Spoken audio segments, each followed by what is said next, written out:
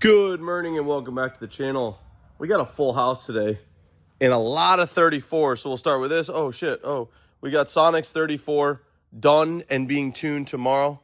We've got Kane's 34 99% done and being tuned the day after tomorrow. We've got a new black 34 similar to mine in for a big build that we haven't even begun yet. And then we got these two 34s. They're getting some tweaks, and they're going to be out of here actually next week, which is sad, but we'll see him again in Texas. But then we've got this special girl. He's from Hunt & Co. Racing Team, apparently. Apparently they have a racing team. This is your boy, TJ Hunt's car, and I'm excited to see it back. Why is it back? Is that what you're wondering? Well, we're bringing this to GTR Festival 2025 in Texas. He's coming with us. We're going to be mobbing and fucking around in Texas, but... You hear that squeaky door, Tej? I don't know about that. Let's get into story time with this car because I think it's a little like fuzzy on what went down. So 2022, we built this car for TJ. 2022 into 2023, maybe. My years are all messed up. As soon as we finished it, he raced Adam, and he fucking beat Adam in his 34. It was epic. Everyone loved it. It was fun to watch. Then he got it back to California. He was dealing it for a while. And he decided to take a drive with somebody. I don't remember who it was. And he was showing him the car. And he went 1-2-1. You all remember that? The old TJ money shift. It is possible. He's not the only person to ever do it. I've never done it. Fucking A, I've never done it. But anyway, so after that, he thought the car was running crazy. It was like idling bad and misfiring like crazy. And I was trying to help diagnose it from 3,000 miles away. And his tech, Ian, at the time, had been going through it. And they ended up yanking the motor out because the car was just misfiring like crazy. And pulled the engine apart. I believe they saw he had a Tomei gasket, similar to Jimmy's failure. That gasket wasn't quite failed yet, but the coating was off, I think. I have a picture somewhere. If I remember, I'll put it in this. But fast forward, they thought the whole time something had happened to the motor. They tore the whole engine down and found nothing. Well, one thing that they failed to mention was that when he money shifted it, he actually popped the main fuse in the back and then popped it again. Come to find out, the whole time the car was running bad after that money shift was the battery in the car was doing something. They were getting like 38 volts at the coil packs. What the consensus is something along the lines of like the alternator popping something in the battery, overcharging, revving to 12,600 RPM, and causing a ruckus. So I sold TJ a crate motor while this was all going down, so his car wasn't down because it was supposed to go to SEMA and all that stuff, and they tossed it in. They got it retuned, and the car was much slower. It is still fucking pretty, though, isn't it? So the retune... and the new engine setup, God, they went to a fucking, this is crazy. Whoever had their hands in this, I hate you. And I know it wasn't TJ and his boys. Fuck that trigger kit.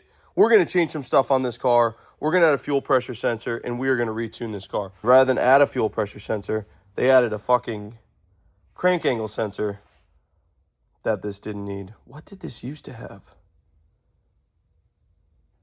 Maybe stock cast? I don't know. Either way, it needs some love. So let's get into it in this video. We're going to fix TJ's car. We're going to throw on the dyno for a baseline. We're going to throw it on a dyno for a full power run. Dang, TJ got that new wheel. Adam, you want to roast this dude?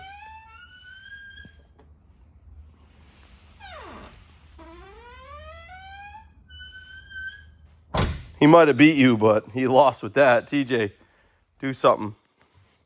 All right. Something went down yesterday while I wasn't here. I had to run some errands.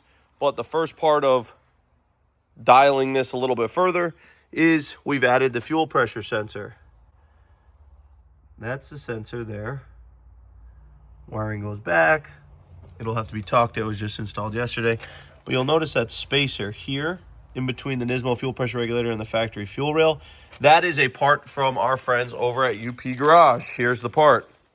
So what this does is allows you to sandwich this in between the fuel pressure regulator and the fuel rail on factory kind of setups and add a fuel pressure sensor right there. What that allows you to do is build a compensation table for fuel pressure if for some reason you lose fuel pressure, or I don't know what a scenario would be where it would go up, but you want to be able to compensate, and you can't compensate if the ECU doesn't know. So you add a fuel pressure sensor, and the ECU knows, oh, your fuel pump's dying, or the filter's clogged, or you have a hole in the line. It kind of tells you, and the car can have a threshold for if fuel pressure drops a reasonable amount where it will pull, boost, and change the tune. And then there's a scenario where that threshold gets exceeded and it starts to do more things. You can have it set to do whatever you want. So between that, making sure fuel pressure is good, the wideband making sure AFRs are good, the oil pressure sensor making sure oil pressure is good, you have a pretty good bulletproof setup. You don't need a ton of sensors to not blow your car up. Fuel pressure, wideband, oil pressure, those are the big three. If oil pressure drops below 10 PSI, car gets shut off. That's just a standard. If it drops, more than 10 PSI from where it is, it'll flash check engine light. Same with fuel pressure. And then wideband obviously has its safeties, as does boost. So with those sensors, you pretty much have a bulletproof setup, especially at the 600 to 800 horsepower range. You're probably not going to hurt it too bad. If you have the parameters set correctly and safely, you can save, a bad day can be not a worse day. So that's been added. That's done. Works in the ECU. And this car is going to go on the dyno just like that before we change anything else. Make sure this is good. We'll do a base run to what it's making right now. It was tuned at another shop, unfortunately. Made less power. Did a lot of less things. Seems safe, but just isn't on kill mode. We're going to put it back on kill mode because old Tej is coming to GTR Festival with us. And we wanted to be able to keep up with some of the stuff we're bringing. And in the current boost pressure scenario, that's not going to happen, Tej. Hey, we're filming. Fucking Bosnian. All right, what do we got here? What are you going to do? What do you think? We got to film this because TJ is going to, be all weird. We're just going to take an old file. We're going to copy and paste it. That's what you do? Do 2 rips and clock out. Call it a day. Yeah. Clock out. So it was tuned soft because it had no fuel pressure sensor, I would assume. Right. I don't know. That's what I think. And that's the safest. Honestly, it's not safe for soft without a fuel pressure sensor. No idea. He said 630 on 18 pounds of boost, but you and I both know it's not possible. Yeah, okay. So now we added a fuel pressure sensor. I want to go over that. Do you see this thing? So UP Garage made this spacer. Oh, you bought it. And then the fuel pressure sensor goes in. Now they sent me one. They're cool. So yeah, it's clean. Only in this factory situation you'd ever want to use it. But so anyway, this car should make 640 plus. Come on, man. Yeah. Send it to the moon. It's just TJ. Yeah. HKS crate motor. Yep. Step Pro V cam. Okay. Step 2 272 exhaust. 2530s. Tomei manifolds. I don't agree with the trigger kit scenario, but we're not going to change it because it works. Freddie told me no. He said no. Some things leave alone. We got bigger problems. He said it works, and we got other shit to do. So I feel him for that. So yeah, we're just gonna turn it up. We got some ID injectors laying around. We probably do. Let's do a baseline, okay. See what it does, and then see if we have some 1350s to throw in it. But we'd have to change every connector. You would have to change every connector. These are probably 12s. Dude, those cookies are spicy. Dude's eating spicy cookies. All right, this is the baseline for TJ. We haven't touched anything yet. Seeing what it makes for power, and then doing his thing.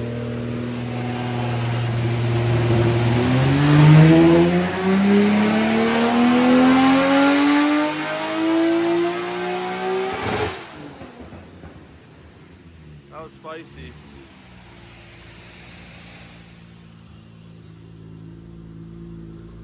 How much boost? 20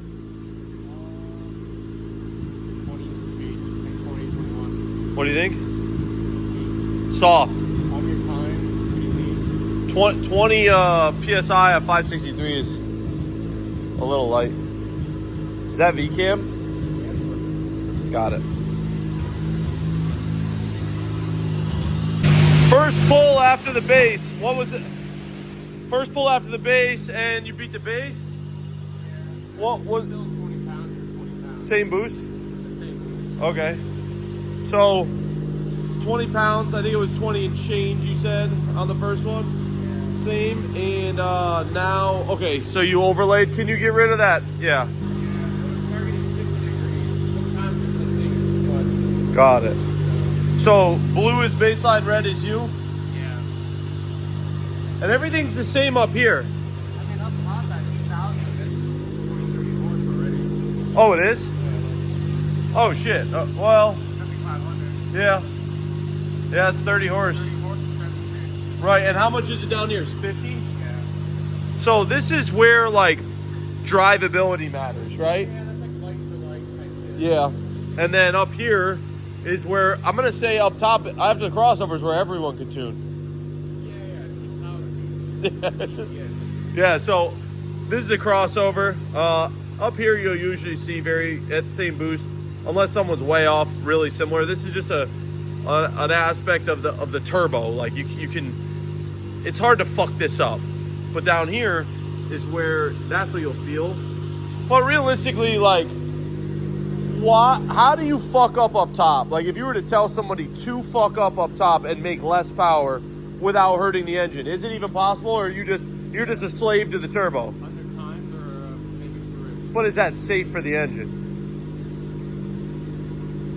It's not gonna blow it in one pull, but it's not optimal. No, but it'd be like a slow killer. Got it. Like it'll wash the fuel. So if you're safe and you're targeting your AFRs after that crossover, they should all be the same. Oh, like the 5250. Like, what I've noticed is everyone after that is usually like the same guy, Yeah, it's unless they're just fucked. fucking it up. Right. But down low is where the tuning really, It's not the BPM, yeah, with the VCAM. Got it. So it's impressive. And then what's going on here with like the so that's power for power. power for power? It's like horsepower without the whatever. Okay. So once again, you can see a big discrepancy there. So we're not trying to like prove Freddie's an amazing tuner or not Bosnian or anything like that. What we're trying to do is just show you where things can improve and where they can't, and how and why and when. And it's really important that you're able to tune VCAM when you have a VCAM, because you leave so much on the table and you spend so much money on a VCAM and an ECU. And the best way I can describe it is a good tuner is going to get your money's worth out of parts, and like a bad tuner is just gonna usually make power and do whatever. So it's hard to like say this without sounding like I'm talking shit. I'm not trying to talk shit. Tuning VCAM's important. All this other stuff's it's whatever. We're really into VCAM. So what we have here is TJ at 20 pounds hitting 586. What was the base run? 566 or something? 563? Yeah, it was 563. This car should make like 640 plus. Judging by how it's reacting right now, what do you think it'll do at 30 pounds? I like these bets with you.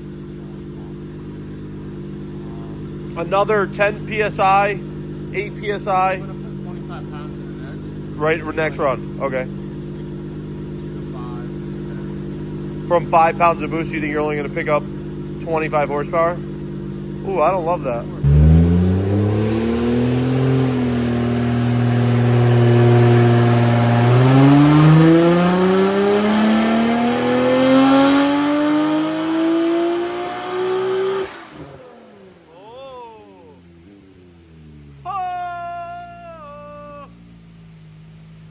That's a big jump, Freddie. How much boost? A little over 26? Yeah, it went to 27. The full screen's on, but Blue's original. yeah. See it starting to kind of roll. Yeah. So up here, even though it has more boost, Starting to like match itself. You think like that's it? Or are you going to go more mid-range and just a little? 28. See what it does. Got it. This is good though. This is what we want to see.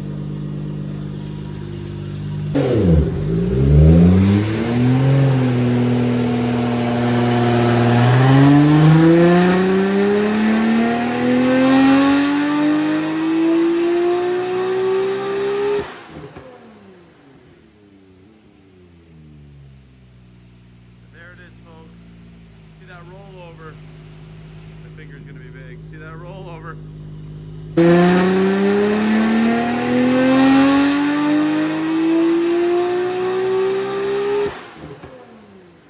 This is super cool. So the car came in making 563, left making 651, 652. It's happy, it's healthy, it has compensation tables, it has a new sensor to help with compensation tables, and this is cool. I do love this car. I want to go over it quickly one last time. We did build this, then we sent the motor after money shifted it. We had it painted here in Connecticut. We assembled the bay. A lot of stuff's been undone, but I gotta give TJ a little bit of credit. TJ's the homie. These brakes at factory color, but Brembo aftermarket 6-piston and shit, he killed it on that one. I love it. My only suggestion I want to see you guys put in the comments is, I think since black LMG G4s are just kind of black LMG G4s, I think he should have color matched them to the car, because in most lights they'd look black, but when they hit, they would fucking hit. And I don't think you're like hurting the finish because it's black, and you could always go back to this gloss black. But TJ, think about it, you know, just a little bit. These in Midnight Purple 2, like I said, most lights, everyone thinks this car's black. The sun hits it. Imagine the wheels shared that sentiment. Put in the comments what you guys think. I am stoked that this is back in fuck mode. This is coming to GTR Fest. It'll be in our booth. TJ will be hanging out. If you go to GTR Fest 2025, come see us. We'll have a lot of cars there. And yeah, it should be a good time. Thanks TJ for trusting us with his favorite car. I don't know, that 997.2 is good, but anyway, thanks for watching, boys. Put in the comments what you think of this thing, what you would change, what you think of the power, and I'll see you guys next time. Bye.